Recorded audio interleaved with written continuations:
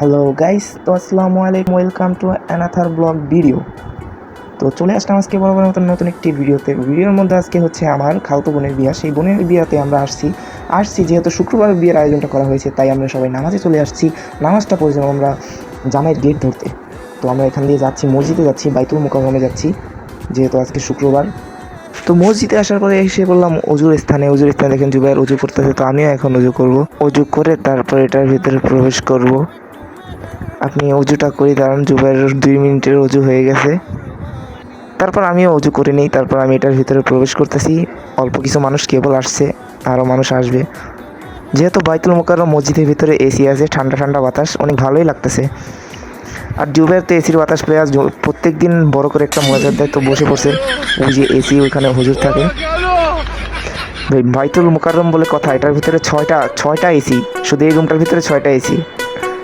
দেখেন, শুধু এই রুমটার ভিতরেই 6টা এসি। তারপর আমরা নামাজটা শেষ করি, নামাজ শেষ করে এখন বের হবো, কারণ আজকে জুম্মার দিন। আর জুম্মার দিন বাইতুল মুকাররমে অনেক জ্যাম হয়, মানে মানুষের জ্যাম হয়। তাই আমি এদিকে অনেক কষ্ট করে বের হতে হয়। এখান দিয়ে তো সুবিধা হচ্ছে, কিন্তু ওদিকে অনেক মানুষ। নামাজ পড়ে মসজিদ থেকে বেরোনোর পরে দেখলাম ওয়াসাম একটা দৃশ্য, মানুষের মাথায় টুপি আর পাঞ্জাবি দেখে অনেক ভালো লাগতেছে। মসজিদের বাইরে অনেক কিছু থাকে দেখুন। তো ভাবলাম যেহেতু মসজিদ আসছি, তাহলে একটু নামাজ ওদিকে নদীর পাড় থেকে ঘুরে আসি। তো নদীর পাড়ে এদিকে হচ্ছে অনেক সুন্দর একটা দৃশ্য, এদিকে দৃশ্যটা আমার অনেক ভালো লাগে। নামাজ পড়ে প্রত্যেকদিন আমি এদিকে আসি, এদিকে অনেক মানুষই আসে। তো জুম্মার পরে এখন রোদ, এখন কোনো মানুষ নাই, তবুও ওই বেরিবান্ধের ওদিকে অনেক মানুষ আছে। আমি আর জুবাইর আসছি এই দিকে। তো এদিকে এসে আমার অনেক ভালো লাগতেছে, মনটা অনেক উড়ু বাট কষ্ট লাগতেছে। আজকে বিকেলে আমরা চলে যাবো। তো দেখেন কেমন লাগতেছে, আমার ভালোই লাগতেছে অবশ্যই।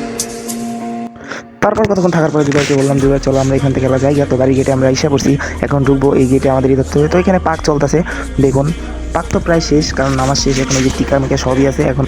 তো ফাইনালি গেট ধরার সময়টা আইসা পড়ছে, আর আমরা সবাই মিলে গেট ধরছি। জামাই আমাদেরকে খুশি করে দেবে তাই।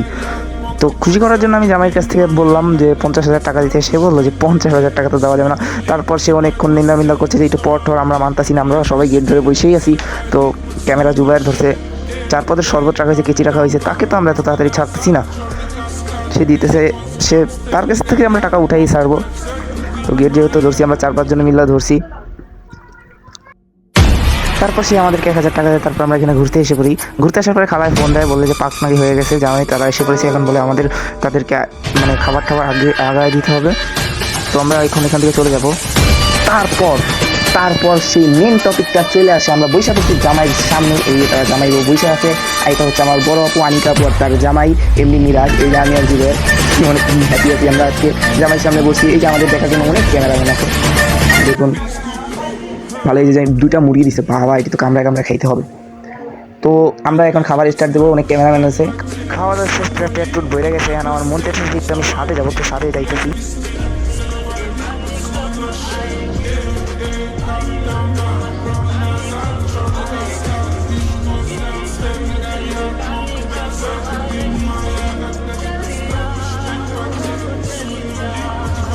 ছাদে এসে পড়ছি। ছাদে এসে দেখি সে একটা ভিউ, কারণ এই বাড়িতে কোনো মেয়ে নেই। যদি মেয়ে থাকতো তাহলে ছাদটা আরও ভালো করে সৌন্দর্য থাকতো। আর দেখেন ঢাকা শহরে বাড়ির পর বাড়ি, যে ওখানে ঘুরিয়ে হইতেছে। তো দৃশ্যটা আমার কাছে অনেক ভালো লাগতেছে।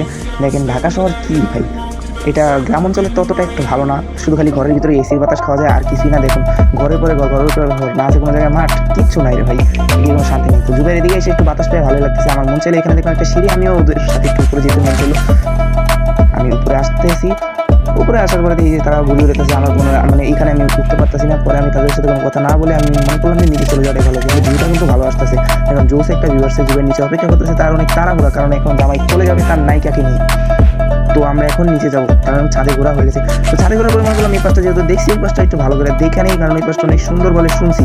তো যাইতেছি আমি ওই পাশটা থেকে আমি নিচের ভিউটা একটু দেখবো যে কেমন আছে। এই পাশে এসে বসে দেখেন এখানে অনেকক্ষণ পর একটা গাছ দেখা গেলো। আমি অনেকদিন পরে এদিকে একটা গাছ দেখলাম, মানে এদিকে কোনো গাছ নেই। ওয়াও, সুন্দর একটা দৃশ্য দেখতে পারলাম। একজন ব্যক্তি কতগুলো কবুতরটা খাওয়াইতেছে। তো নিচে দেখানো অনেক সুন্দর একটা ভিউ আসে না, কারণ এই জায়গাটা একটু সুন্দর না। আমি এখন নিচে চলে যাব। তো ফাইনালি তারা চলে যেতেছে, আমার অনেক খারাপ লাগতেছে। আনিকা আপু কাঁদতেছে, তার মনটা অনেক খারাপ, সে বাড়ি ছেড়ে চলে যেতেছে। আমি স্টার্ট আগ্রহ দিয়ে আসতেছি। তো যাই দেখি, মনটা আমার অনেক ভালো লাগতেছে না। এখন জামাই চলে যেতেছে, ফাইনালি সে সময়টা এসে তারা এখন চলে যাবে। তো এখন তারা গাড়িতে চলে যাবে। আর এতক্ষণ তো আপনাদেরকে আমি একটা কথা বলতে ভুললেই গেছি, যাকোটা পরে গেলে জীবনের মন খারাপ, সবার মন খারাপ, কান্না পাইতেছে সবারই। এতক্ষণ একটা কথা বলতে আমি ভুলেই গেছি, এই আমার জুবাইরের ছোট্ট একটা বোন আছে, সেই বোনটাকে অনেক ভালো লাগছে জুবাইরের।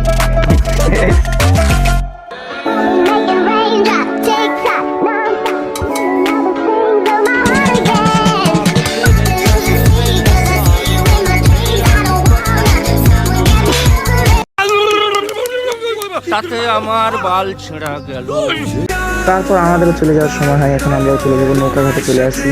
আমরা এখন নৌকায় উঠবো। এই যে পাশটা উঠে আজকে অনেক ভিড়, কারণ শুক্রবার নানিও আছে, নানিকেও জানেনি স্বাস্থ্যবান, নানিকে নিয়ে হাঁটাটা আমাদের কষ্ট হয়ে যেতেছে। তো আমরাও নৌকায় উঠে এখান দিয়ে যাবো, অনেক ভিড়, তাই একটু এখানে দাঁড়ালাম। তো আমরা এখন নামবো। তারপর জুবাইর আর আমি নিচে নামি, জুবাইর নামতেছে, নানি অনেক পিছে।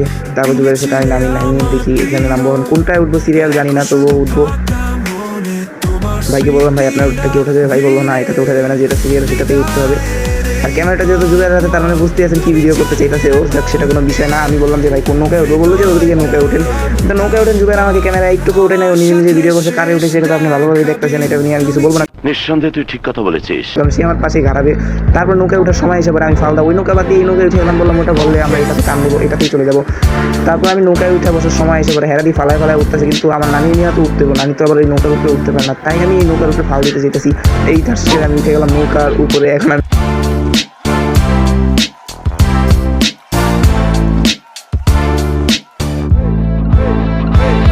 Okay.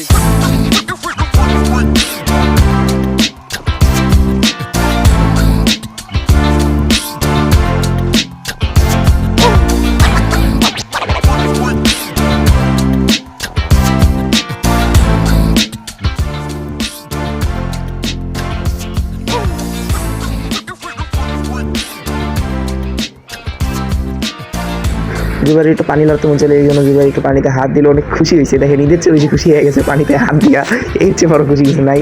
আর জুবাইর একটু খুশি হবে, জানেন তো নৌকার উঠে কারা কারা উঠছে, এই জন্য তার একটু বেশি খুশি হইব। তারপর আমরা নদীর এই পার চলে আসি। আর আজকের মতন ব্লগটা এই পর্যন্তই, আর কিচ্ছু করার নাই। এখন আমরা চলে যাবো নানিদের বাড়ি। অনেক আনন্দ করলাম, বিয়েটা অনেক আনন্দতে উদযাপন করলাম। এখন আমরা চলে আসছি। সবাই ভালো থাকবেন, আল্লাহ হাফেজ, খুদা হাফেজ।